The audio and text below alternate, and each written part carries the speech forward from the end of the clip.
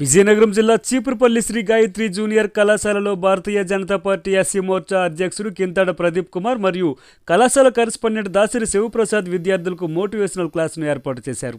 ఈ కార్యక్రమానికి ముఖ్య అతిథిగా చీపురుపల్లి డీఎస్పీ రాఘవులు హాజరయ్యారు. కళాశాల విద్యార్థులకు మోటివేషన్తో పాటు మాదక ద్రవ్యాల వినియోగంపై డీఎస్పీ అవగాహన కల్పించారు. ఈ సందర్భంగా ఆయన మాట్లాడుతూ విద్యార్థి దశలోనే మంచి నడవడికను అలవరుచుకొని యువత మాదక ద్రవ్యాలకు దూరంగా ఉండాలని అన్నారు. ప్రధాని నరేంద్ర మోదీ పేర్కొన్న విధంగా భారతదేశ ఆర్థిక వ్యవస్థను బలోపేతం చేయడానికి యువత ప్రధాన పాత్ర పోషించాలన్నారు. చీపురుపల్లి మండల ఎస్సీ మోర్చా అధ్యక్షుడు కింతాడ ప్రదీప్ కుమార్ మాట్లాడుతూ ఇంటర్మీడియట్ దశలోనే విద్యార్థులు భవిష్యత్తుకు సరైన పునాదులు వేసుకోవాలన్నారు. మాదక ద్రవ్యాలకు అలవాటు పడి జీవితాలు నాశనం చేసుకోవద్దని కోరారు.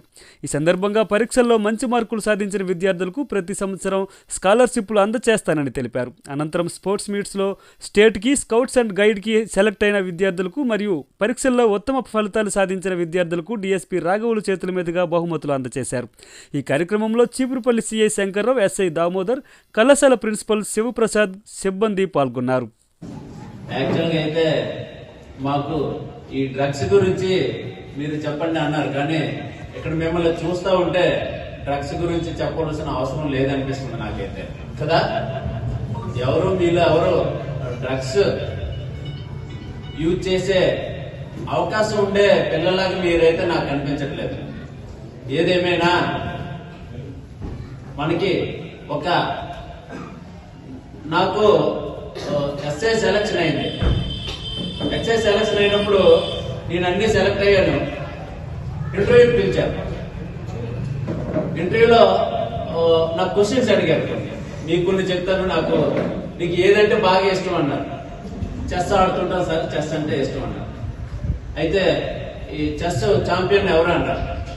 అప్పటికి ఈ విశ్వనాథ్ ఆనంద్ అని నేషనల్ ఛాంపియన్ ఆయన ఉండేవాడు. ప్రపంచంలో అయితే గ్యారీ కాస్ప్రో అని ఉండేవారు చెప్పారు. ఆ తర్వాత మీలో ఎవరైనా ఆర్ట్స్ ఉన్నారా? అందరూ సైన్స్ అయినా ఆర్ట్స్ ఉన్నారు? ఎవరు చేతులు ఎత్తండి ఆర్ట్స్ ఉన్న వాళ్ళు. ఎవరు లేరు? ఓకే, ఉన్నారు. అయితే మాది ఎకనామిక్స్ మెయిన్. ఎకనామిక్స్ తర్వాత హిస్టరీ, పాలిటిక్స్. ఔరంగజేబు మంచివాడా, ఔరంగజేబు స్వర్ణయుగం అని ఎందుకు అన్నారు, అలాగే గుప్తుల కాలాన్ని ఎందుకు స్వర్ణయుగం అన్నారు అని చెప్పి అడిగారు.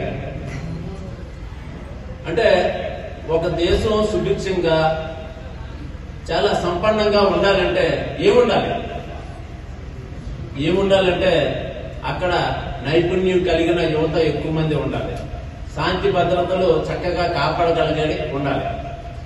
ఔరంగజేబు అంతటి పెద్ద సామ్రాజ్యం మన భారతదేశం ఏర్పడిన తర్వాత స్టార్టింగ్ లో నాకు తెలిసి అశోకుడికి ఉండేది అంత పెద్ద సామ్రాజ్యం.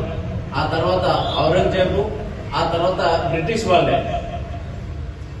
వాళ్ళు మనల్ని సుమారు 200 సంవత్సరాల పాటు పాలించారు కదా. అయితే అంత పెద్ద సామ్రాజ్యం ఉన్నప్పటికీ ఔరంగజేబు పాలించిన సామ్రాజ్యాన్ని స్వర్ణయుగం అనలేదు. కానీ గుప్తులకి తక్కువ సామ్రాజ్యం ఉన్నప్పటికీ స్వర్ణయుగం అని పిలువబడింది. ఎందుకు పిలువబడింది అదే అడిగారు. ఎందుకంటే నేను చెప్పేది ఏంటంటే గుప్తుల కాలంలో అంతర్గత శాంతి భద్రతలు బాగా కాపాడారు. దానివల్ల వ్యాపారం వృద్ధి చెందింది, సారస్వతంలో వృద్ధి చెంది వరాహమీరుడు అని అవన్నీ చాలా మంది వచ్చి ఎన్నో గ్రంథాలు రాసి రకరకాలుగా డెవలప్ చేశారు. కాబట్టి అప్పుడు ప్రజలు స్వేచ్ఛగా తిరగలిగేవారని చెప్పేసి అందుకు అది స్వర్ణయుగం అనపడింది.